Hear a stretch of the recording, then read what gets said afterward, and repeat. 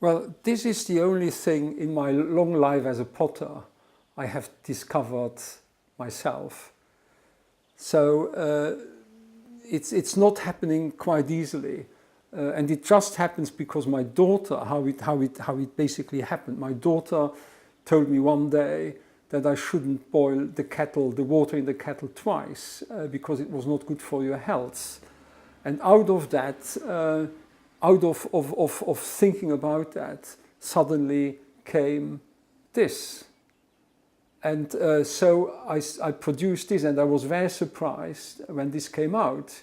And so I thought it was worthwhile continuing the development of it.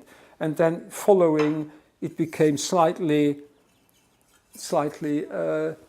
different. So I saw the possibilities of changing it, and from there, from that development, I could suddenly produce this.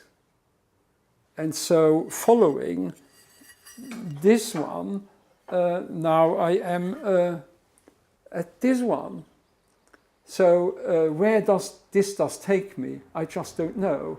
But it's extremely exciting because I never, in my long life, I was always involved looking left and right what other people were doing.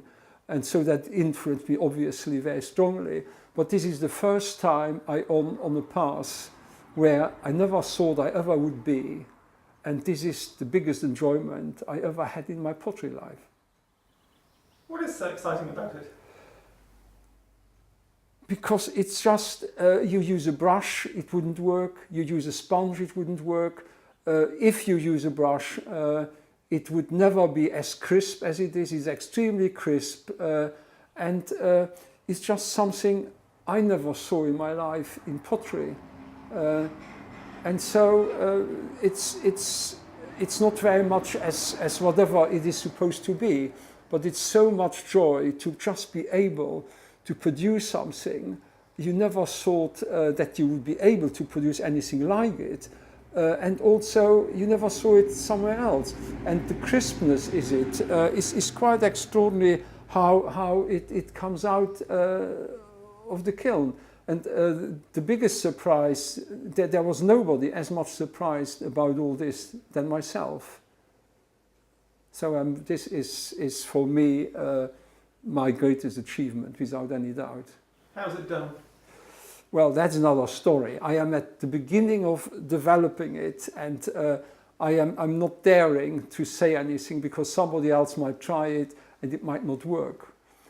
So I have to continue just to work at it until I get more familiar with all the in and outs, because it's still, I mean, it surprised me myself in a positive way, but it might have also negative characters that it will one day disappoint me. So I'm not at the moment able to write a theory about how you produce this.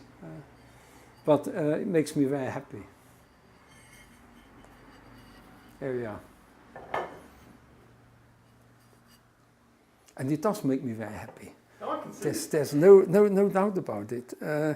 I think it's one of those things happening in your life. Whoever it is, whatever they do, when you do something, it might not have very big economical, financial value, but you have done something which is really yourself, and it has been developed through your own knowledge, or through your own strengths, or to your own stubbornness, whatever.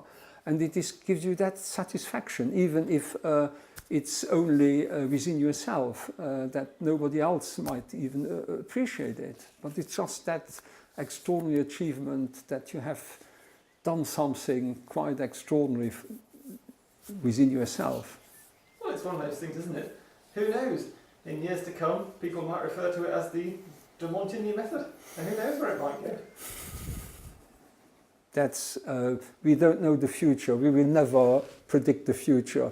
It might die in a fortnight in the next kiln. So you never. I'm not pessimistic. I'm not optimistic. I do think. And the other story about this is somebody just the other side of the river. Somebody might have done it 25 years ago too. You think maybe you have done something quite interesting, and it has been done, or it has been done 100 years ago by somebody else. You see, you are very seldom the only one. There are always somewhere somebody who has done it too, so or done something similar. So we have to wait and see. Yes, yes, but good fun. That's the most important part of it.